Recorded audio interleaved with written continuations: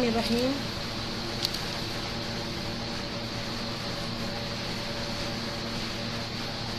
آج کا ہمارا عنوان ہے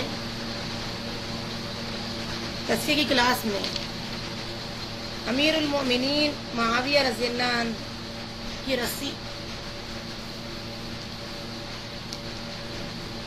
اس ٹاپک کو اس میں جو امیر المومنین کا جو واقعہ ہے یہ ہمارے لیے ایک سب سے بہترین سمجھیے کہ اخلاقی اعتبار سے، حکمت کے اعتبار سے خلیفہ ہونے کا جو انہوں نے ثبوت دیا، اور ایک دور ایسا گزرا کہ وہ گورنر بھی رہے ہیں، کسی کو ان سے شکایت نہیں رہی، تو کیا وجہ تھی؟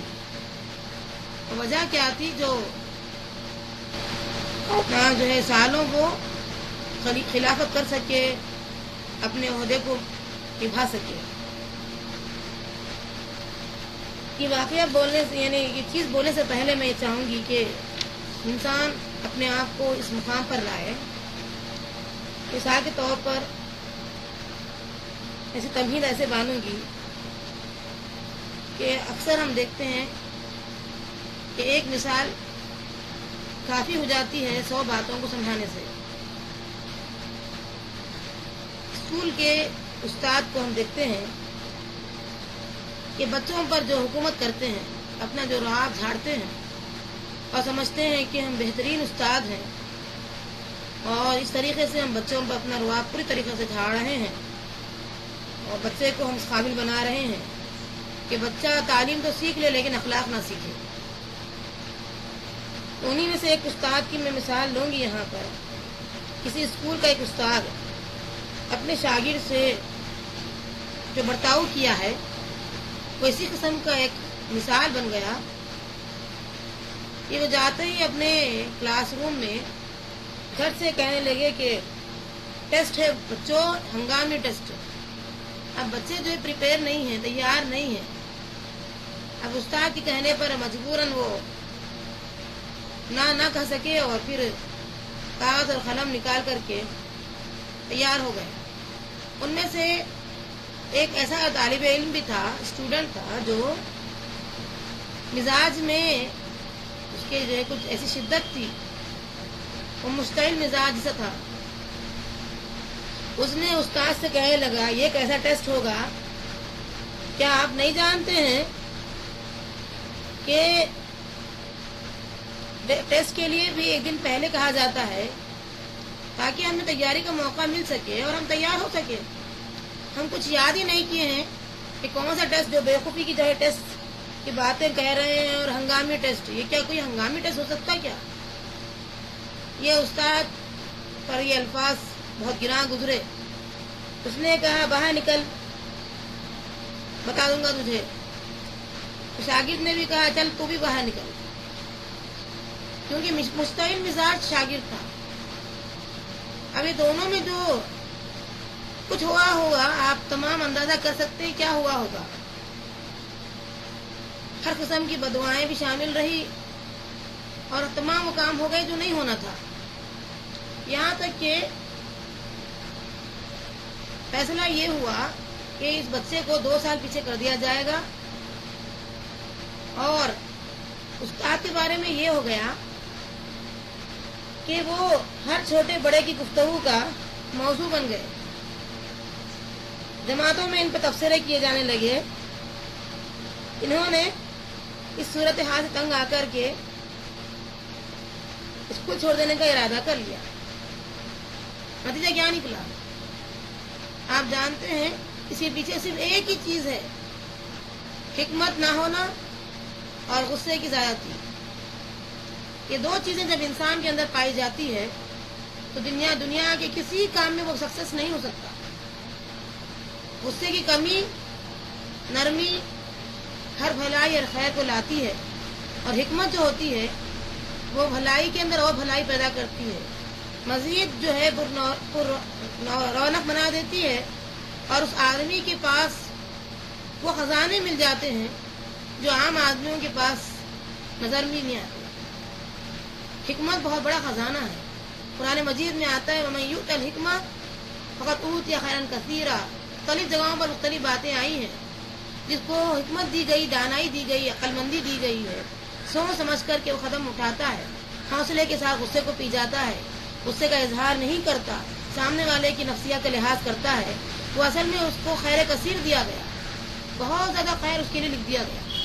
तो इंसान को जो दौलत मिलना है वो तो मिल जाती है, कोई खूबसूरती की दौलत हासिल करता है, कोई ओहदे की दौलत हासिल करता है, कोई समझिए कि शराफत की दौलत हासिल करता है, लेकिन तमाम दौलत में खैर कसीर जो दौलत होती है वो हिकमत की दौलत होती है। जिसके अंदर हिकमत आ जाए वो खैर कसीर हासिल कर लिया, तमाम दौलतों की भारी दौलत हासिल कर लिया।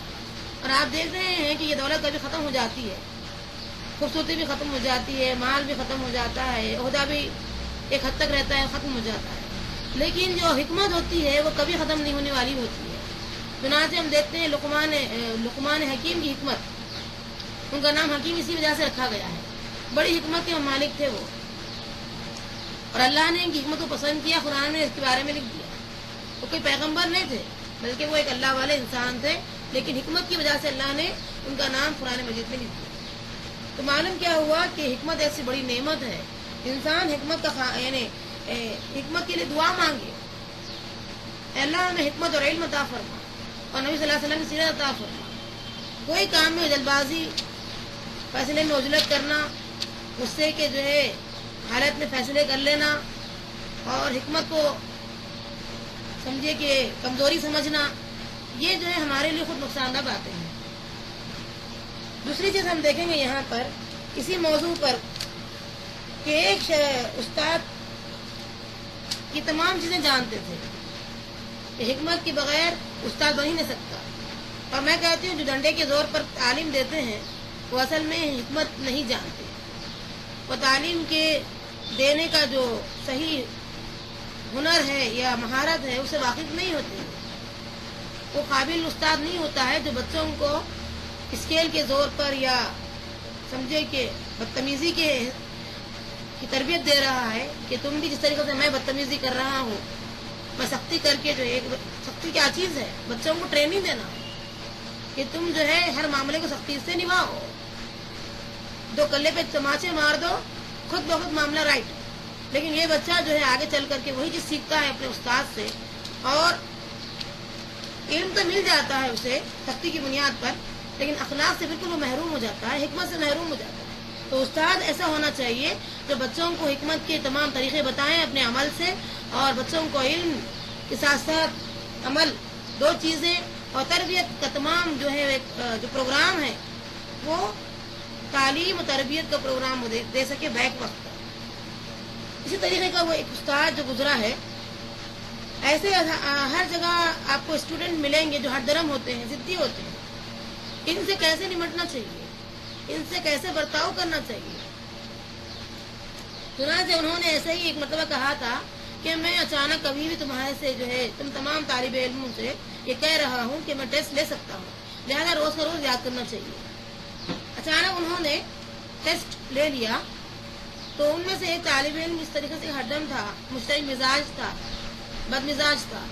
उसने कहा ये कौन सा तरीका होता है कि आप टेस्ट ले रहे हैं, डिसिप्लिन के मुताबिक मैं अपना टेस्ट दूंगा अपने वक्त पर। तो उस्ताद ने कहा ठीक है, तुम्हारा अपना डिसिप्लिन का जो वक्त है, जो भी तुम चाहते हो जब चाहते हो दे दो, लेकिन जो देना चाह रहे हैं वो तो देने दो, उनको तो देने दो। अब जब बच्चे पूरे के पूरे तैयार हो गए सिवाय उस लड़के के, तो इसने क्या किया कि देखा कि अपने साथियाँ जो है दे रहे हैं और मैं अकेले बैठा हूँ, तो कहने लगा मैं टेस्ट नहीं दूंगा, यानी अंदर ही अंदर उसको पक रहा है, तो कहने लगा मैं टेस्ट नहीं दूंगा। तो उस्ताद ने कहा भाई तुम्हें कौन मजबूर कर रहा है कि तुम टेस्ट दो, तुम जब चाहे दे सकते हो, तुम्हारी अपनी मर्जी वो चलेगी, मेरी मर्जी मत चलाओ तुम। तो आकर मजबूर होकर फिर अपने हाथों वो कागज निकाला और फिर जो है लिखना शुरू कर दिया। तो आप देखते हैं कि जब वो जो मामलात हुए होंगे दरमियान में, मैं तो खैर मुख्तसर बयान कर रही हूँ, इस पर किस कदर एक हौसले का पहाड़ टूटा होगा उस्ताद पर, कैसे वो अपने बात को वापस ले रहा होगा। जरा गौर करने वाली बात है, बच्चों के फायदे में वो कर रहा है, लेकिन इतने सारे बातें सुनने के बाद हौसले को जो है जो मजबूत पहाड़ की तरह जमा हुआ है अपने हौसले पर, کہ مجھے حکمت کے ساتھ بچے کے ساتھ معاملات کرنا ہوگا، برتاؤ میرا اتنا بہتر ہو کہ بچہ میری بات کو مان ہی لے آخر کار۔ تو اس سے ہی میں اندازہ نکالنا چاہتی ہوں کہ مشتعل جو مزاج ہوتے ہیں، ہم ایک تمہیدی جو بات کر رہے ہیں، تمہیدی بات یہ ہے ہماری کہ مشتعل مزاج جو لوگ ہوتے ہیں ان سے کیسے ہم معاملہ کریں۔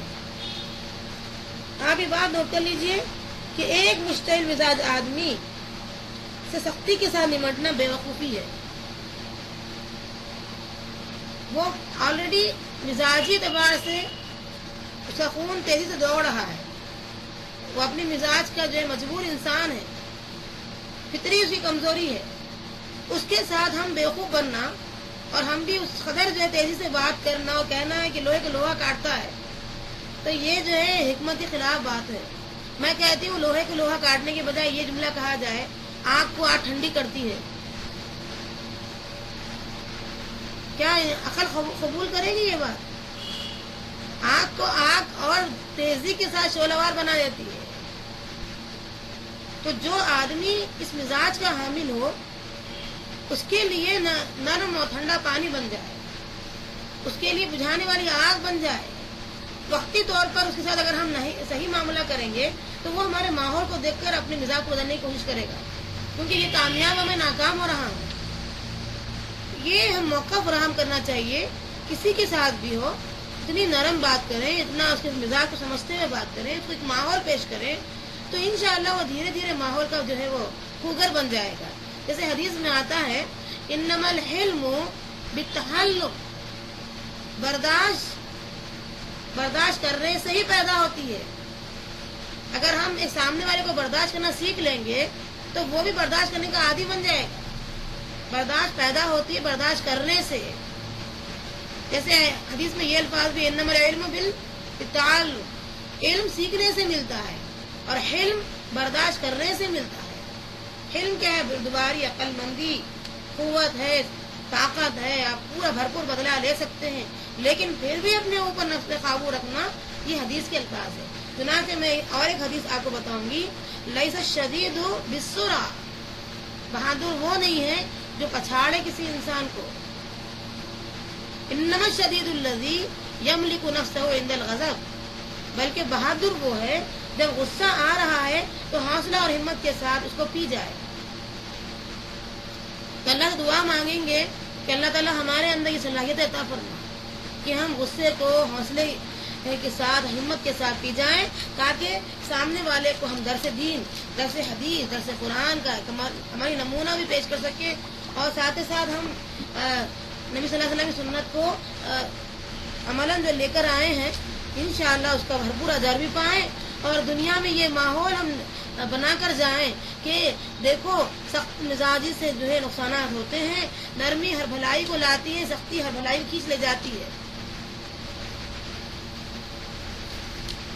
اور اس کے لیے نبی صلی اللہ علیہ وسلم کا دوسرا طریقہ ہم اختیار کریں گے۔ وہ طریقہ کیا ہے؟ طریقہ یہ ہے کہ ہمیشہ ایک آدمی جو مشتعل مزاج ہوتا ہے اس سے ہم مسکراتے ہوئے بات کریں، تاکہ اس کی ہماری ایک مسکراہٹ اس کے جو ابھرتے ہوئے غصے کو ٹھنڈا کر سکے۔ ایک مسکراہٹ سے سامنے والا سمجھتا ہے کہ اس کی کتنی توہین ہو رہی ہے، سمجھتا ہے وہ کہ بھئی یہ مجھے ایزی لے رہے ہیں، وہ خود محسوس کرتا ہے، اور پھر دھیرے دھیرے ہماری مسکراہٹ اس پر جب پڑھتے چلے جائے گی تو فائدہ یہ ہوگا کہ ہم تو صحت کے اعتبار سے سب سے زیادہ صحت مند بن جائیں گے، روحانی اعتبار سے اور جسمانی اعتبار سے، اور سامنے والے کو بھی ٹھنڈا کریں گے گولی کا کام دکھ کر۔ تو انشاءاللہ یہ کام دھیرے دھیرے ہمارا ہوتے رہے گا، تو فائدہ مند باتیں ہیں۔ اور ایسوں سے جب وہ بات کرنے میں اشتعال پسندی کو اختیار کرتے ہیں تو ان سے صرف بات سے بات رکھنا چاہیے، اور جہاں تک ہو سکے اوائڈ کرنے میں بہتر بات ہے۔ ٹھیک ہے آپ کی بات درست ہے، میں مانتا ہوں آپ کی صحیح ہے، کچھ دیر کے لیے آپ بول دیجئے، پھر وہ اپنی اصلیت پہ واپس آ جائے گا، نہیں میں غلط ہوں آپ صحیح ہے۔ اگر آپ مجبور کریں گے نہیں آپ غلط ہے تو وہ تو ہرگز نہیں مانے گا۔ جب آپ یہ کہہ دیں گے نہیں واقعی صحیح ہے، آپ جو کہہ رہے ہیں میں غلطی پر ہوں، تو فوراً وہ مان لے گا سیکنڈ کے اندر کہ نہیں آپ بالکل صحیح ہے، میں غلطی پر ہوں۔ تو اعتراف کرانے کا بہترین طریقہ یہ ہے آپ کی خاموشی، یا پھر آپ اعتراف کر لیجئے کہ میں ہی قصوروار ہوں، کتنی دیر کا کام ہے، یہ اور بات ہے کہ ہمارا نفس مانتا نہیں نا، اسی لیے جو ہے حالات ہمارے بگڑنے لگتے ہیں۔ مشکل سے مشکل حالات کو جوڑنے کا آسان نسخہ، مشکل سے مشکل حالات کو جوڑنے کا یا سمجھانے کا آسان نسخہ کیا ہے کہ آدمی کچھ دیر کے لیے خاموش ہو جائے یا پھر اپنا قصور مان لے۔ اگرچہ کہ آپ قصوروار نہ بھی ہو تب بھی قصور مان لے، تو بڑے بڑے جو ہے جو ہنگامی حالات یا سمجھیے کہ نفرتوں والے حالات محبتوں میں تبدیل ہو جاتے ہیں۔ اللہ تعالیٰ ہم سب کو توفیق دے کہ ہم اس کو سمجھنے والے بنیں اور ہماری زندگیوں میں ہم کامیابیاں جوک در جوک ایسے جو ہے یعنی اقوام کو ہم پیدا کریں انشاءاللہ، یا ایسے لوگوں کو ہم تیار کریں انشاءاللہ جو ہمارے آنے والوں کے لیے بھی ہم سبق بن سکے، اور جو ہمارے ساتھ موجود ہیں ان کے لیے بھی ہم سبق بن سکے۔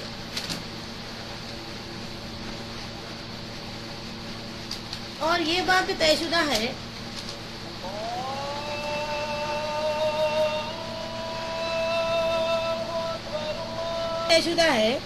کہ مشتعل آدمی کو آڑے ہاتھوں لینے کا نتیجہ خطرناک ہوتا ہے۔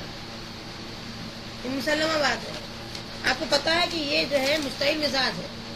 اب اس کو آپ کیا کر رہے ہیں، آڑے ہاتھوں لیتا ہوں، میں سدھارتا ہوں اس کو، تو یہ سدھارنے سے زیادہ الٹا جو ہے خطرناک حالات پیدا کرا دیتے ہیں، اور یہ اس کی اصلاح میں ممکن نہیں ہے۔ آپ اس کی اصلاح چاہتے ہیں تو آپ کو نرم بننا پڑتا ہے، کیونکہ جو پانی ٹھنڈا ہوتا ہے وہ گرم پانی کو کنکنا کر دیتا ہے۔ آپ ٹھنڈے بنیں گے نہیں، آپ بولیں گے نہیں میں سدھارتا ہوں، میرے کو معلوم کیسے سدھارنا، تو وہ وقتی طور پر اگر آپ سدھر بھی جائے دوسرے وقت آپ کی عزت کو برقرار نہیں رکھتا، آپ کے ہاتھوں ہاتھ چڑھ جاتا اور پھر آپ کے اوپر وارد ہو جاتا، حاوی ہو جاتا، غالب ہونے کی کوشش کرتا اور بدتمیزی کا عادی آپ ہی بنا دیتا۔ تو ایک انسان کو بدتمیزی کے عادی نہیں بنانا چاہیے، بلکہ اس کو اپنے حوصلے، اپنی ہمت اور مسکراتے ہوئے بات کرتے اور اس کو جو ہے اپنا مقام بتانے کا صحیح ڈھنگ یہ ہے کہ پھر وہ جو ہے آپ کو سمجھے، آپ کی باتوں پر وہ جو ہے یقین کرے اور اپنے آپ کو اس مزاج کا حامل بنانے کی کوشش کرے۔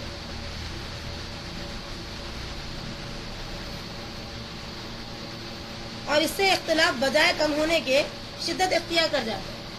ہم سمجھتے ہیں اختلافات کم ہو جائیں گے، دو مار کے سدھاریں گے، یا جیل خانے میں اس کو جو ہے ڈال دیں گے، یا پھر ایسے ویسے حالات کر دیں گے، یا ہاتھ پیر کا موضوع بنا کے چھوڑ دیں گے۔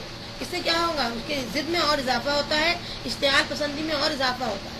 کمی تو ہو ہی نہیں سکتی ہے، اختلافات تو دور ہو ہی نہیں سکتے، بلکہ وہ تو جو ہے ایک میدان جنگ کا معاملہ ہو جاتا ہے۔ آگ کا مقابلہ آگ سے کیا جائے یا آگ کو آگ سے بجھانے کی کوشش کریں تو شرارے بڑھتے اور آگ کی لپٹ میں تیزی ہی آتی ہے۔ آگ کی شرارے بڑھ جائیں گے اور آگ کی لپٹ میں جو ہے تیزی ہی آئے گی، اور ساتھ ساتھ الجھنوں میں اضافہ ہوگا۔ اسی لیے آپ کا انداز امیر المومنین کی رسی جیسا ہو جائے۔ وہ کیا چیز ہے؟ آپ کا انداز امیر المومنین کی رسی کے مانند ہونا چاہیے۔ وہ یہ ہے کہ امیر المومنین حضرت معاویہ رضی اللہ عنہ کے بارے میں آتا ہے کہ وہ 20 سال گورنر رہ چکے ہیں اور 20 سال خلافت کر چکے ہیں۔ تو سبوں نے ان کا راز پوچھا کہ کیا راز ہے کہ آپ کنٹینیوسلی 40 ایئرس یعنی 40 سال میں 20 سال گورنر اور 20 سال آپ خلافت کا جو ہے عہدہ سنبھالے، کیا بات ہے، کیسے آپ نبھائے ہیں؟ 40 سال تو ناممکن بات ہے۔ انہوں نے کہا بس میرے پاس ایک ہی نسخہ ہے اس کا، اگر آپ چاہتے ہیں کہ میرا نسخہ اختیار کریں تو پھر میں بتاؤں گا۔ وہ تو پوچھا گیا کہ بھائی کیا طریقہ ہوگا، کیسے آپ نے اتنے سال جو ہے نبھایا ہے معاملات کو؟ انہوں نے کہا میرے اور میرے رعایا کے درمیان ایک رسی میں نے چھوڑا ہے، ایک سرا میری رعایا نے پکڑ لیا ہے اور ایک سرا میں پکڑ لیا ہوں۔ جب رعایا کھینچ لیتی ہے میری رسی کو تو میں ڈھیلا بن جاتا ہوں، ڈھیل دیتا ہوں اس کو، اور جب میں کھینچ لیتا ہوں رسی کو تو میری رعایا میرے عمل کو دیکھ کر ڈھیل دیتی ہے۔ تو یعنی اتار چڑھاؤ کا معاملہ کرتا ہوں، کچھ لو دو کا معاملہ کرتا ہوں، حکمت کے ساتھ کرتا ہوں۔ جب وہ مستعل ہوتے تو میں نرم بنتا ہوں، جب میں گرم ہوتا ہوں تو وہ نرم بنتی ہے میرے عمل کو دیکھ کر کے۔ یہ معاملہ جب میں اسے کرتا ہوں تو پھر جو ہے یہ معاملہ جو ہے ٹھنڈے کنکنے چلے جا رہے ہیں۔ یہ انداز انہوں نے اختیار کیا، اس کا میں نے خلاصہ بیان کیا۔ ویسے کئی حالات ہیں ان کی زندگی کے سنانے جاؤں تو زندگی لگ جائے گی. ماشاءاللہ اس قدر انہوں نے حکمت کا معاملہ اختیار کیا ہے. اور ہماری جو عقلیں ہیں نا، میں سمجھتی ہوں کہ ہماری جو غذا کے اندر جو کیفیت ہے وہ یہ ہے کہ ہم سوچے بنا پہلے غصے میں آ جاتے ہیں. کیونکہ آپ دیکھتے ہیں ہماری جو غذا ہے وہ دواؤں سے پک رہی ہے. بیگن کا سائز دیکھیے، حیران ہو جائیں گے. ہماری عقل کا سائز بھی ویسے ہی ہو جا رہا ہے، غصے کا سائز بھی ویسے ہی ہو رہا ہے. آپ دیکھتے ہیں ہر چیز میں وہی معاملہ ہے. اصلیت ختم ہو چکی ہے. اب ہم دوا کے عادی بن گئے ہیں. ہمارا معدہ بھی جو ہے ویسا ہی عادی بن گیا ہے. اب یہ معدے کو اصلی غذا دیجیے، پیچش ہو جائے گی. یہ معدہ عادی بن گیا ہے مصنوعی غذا کا. اور پہلے کے معدے اصلی غذا کے عادی تھے، اسی لیے بات سمجھ میں آتی تھی، تناؤ میں جلدی نہیں آتے تھے، الجھن نہیں اختیار کرتے تھے، اور شدت کو جو ہے یعنی غصے کی شدت پر نہیں پہنچتے تھے. آج ہم دیکھ رہے ہیں ہمارے باپ دادا سے زیادہ ہم غصے والے بن رہے ہیں. پھر ہماری اولاد کو بولے بیٹا غصہ نہیں کرنا، ہم جب کہ ہے ہی نہیں، بچے کو نصیحت کیسے کریں گے؟ بیٹا غصہ اچھی چیز نہیں ہے، پھر ہم کیوں کر رہے ہیں؟ پھر ہماری اولاد بھی وہی بولیں گی ان کی اولاد کو، بیٹا غصہ نہیں کرنا چاہیے، پھر وہ بھی غصہ کر رہے ہیں. جب ہم دادی بنیں گے، نانی بنیں گے، تو ہم بولیں گے بیٹے ہم تو نہیں تھے، لیکن ہم ہی تو وراثت میں چھوڑ کے آ رہے ہیں غصے کو. تو یہ چیزیں ہیں، نسل در نسل ہم نقصان کا باعث بن رہے ہیں. تو اس لحاظ سے بہتر بات یہ ہے کہ ہم خود ایسے ماحول دیں، حکمت کی باتیں بتائیں، سمجھائیں کہ بیٹے یہ چیزیں ایسی اور ایسی کی جاتی ہے، اس کا مسئلے کا حل ایسا اور ایسا ہوتا ہے. تھوڑی نا بیج ڈالتے ہی پھل کو جو ہے یہ چیزیں بہت سہنی پڑتی ہیں، اس میں ہر چیز بڑی حکمت سے کرنی پڑتی ہے. اور پانی جو ہے وقت کا لحاظ کر کے ڈالا جاتا ہے، ڈالو لیکن وقت کا خیال کرو، نفسیات کا لحاظ رکھو، ہوتا نہیں ہوتا دیکھو، اس سے کیا نتائج نکلتے وہ غور کرو. غصہ بھی تو ایسا تھوڑی چیز ہے کہ لائے ڈالے، ایسی چیز نہیں ہونی چاہیے. جب ہم کریں گے تو ہماری باتوں کا اثر بچے قبول کریں گے، ورنہ پلٹا کے یہ بولیں گے ابا آپ بھی تو کیے ہیں، وغیرہ وغیرہ.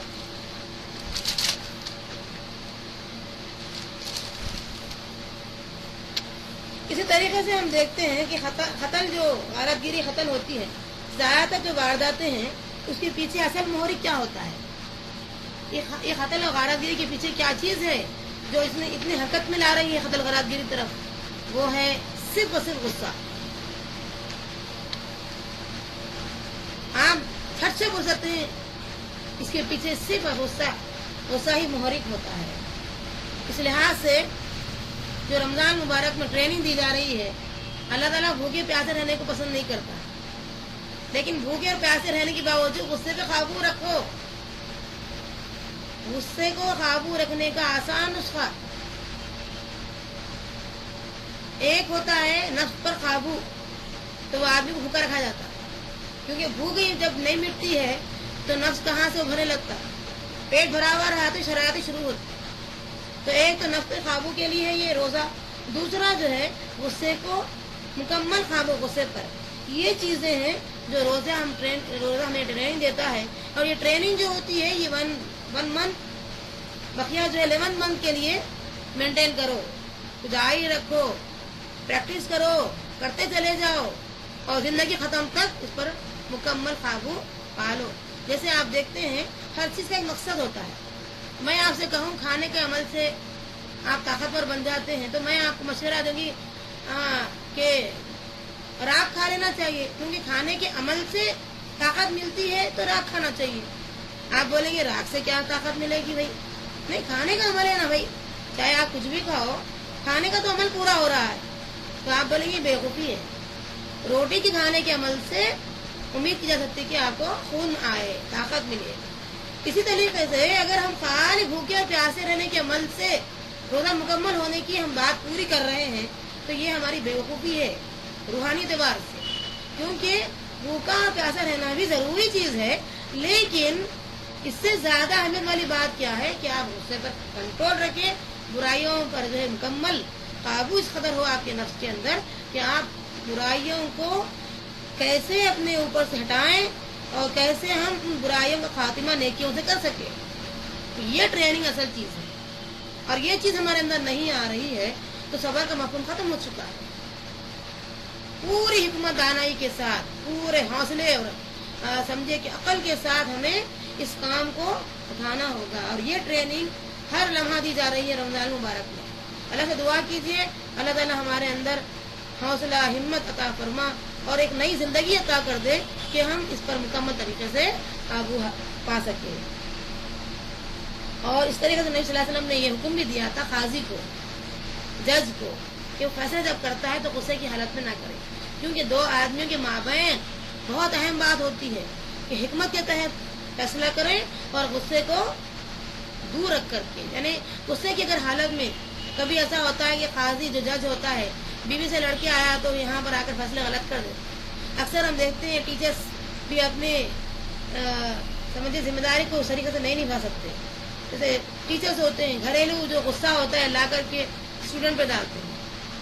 تو یہ احتیاط کی بات ہے. کیا جیسے میرے والد یہ کہتے تھے، بہت حکمت والی بات ہے کہ اپنے غصے کو پہلے ڈسٹ بن میں ڈالو پھر اپنا کام شروع کرو. وہ اس لائق ہے کہ وہ ڈسٹ بن میں رہ سکے، ڈسٹ بن کو سنبھال سکتی ہے. تم جیسے انسان کے لیے لائق نہیں کہ غصے کو اپنے ذہن میں سنبھال کر رکھو. تو یہ بہت اہم بات ہوتی ہے کہ یہ غصہ لائق ہی نہیں ہے. جیسے پہلے زمانے کی خواتین یہ کہتی تھی، اگرچہ کہ پڑھی لکھی نہیں تھی لیکن حکمت ان کے اندر بہت پھوٹ پھوٹ کرتی. وہ آج کل کی پی ایچ ڈی سے بہتر ہے جو ففتھ یا سکس یا اس سے کم میں پڑھی ہوں گی یا نہیں پڑھی ہوں گی، ان پڑھ ہوں گی، لیکن یہ معاملے میں بہت آگے تھی ہے کہ یہ کہتی تھی کہ چپل سکتی، غصے کو کہتی تھی چپل سکتی، یعنی چپل سہنے کے لائق والی باتیں ہیں، یہ اس کی اہمیت نہیں ہے. تو آج ہم جو محاورت کے یعنی محاورے کے انداز میں کہہ رہے ہیں، کہاوت سمجھیے، کچھ بھی سمجھیے، اس میں بڑی بڑی سمجھیے کہ حکمت کی باتیں پوشیدہ ہیں.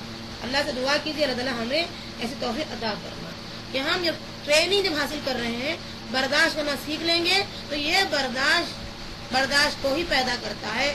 اور یہ جو برداشت پیدا ہوگی انشاءاللہ اس کے نتیجے میں کیا ہوگا؟ نتیجے میں یہ ہوگا کہ ہم مکمل طریقے سے اللہ کے علم کو حاصل کرنے کی کوشش کریں گے، یا کم سے کم ایک حصہ تو حاصل کریں گے. اور اللہ بھی کل کے دن ہمارے ساتھ یہ معاملہ کرے گا جب وہ ہمارے گناہوں کی وجہ سے غضبناک ہو جائے گا ہم پر، چونکہ ہم اس کے بندوں کے قصوروں کو معاف کر دیے، حکمت و دانائی سے معاملات طے کیے، برتاؤں میں نرمی رکھے، تو اللہ بھی نرمی کے ساتھ معاملہ کرے گا اور انشاءاللہ ہم جہنم سے زیادہ جنت کی طرف جانے والے بنیں گے. تو ہر دو طریقے سے فائدہ ہی فائدہ ہے. اللہ تعالیٰ آپ کو مجھے صحیح عمل کی توفیق عطا فرمائے.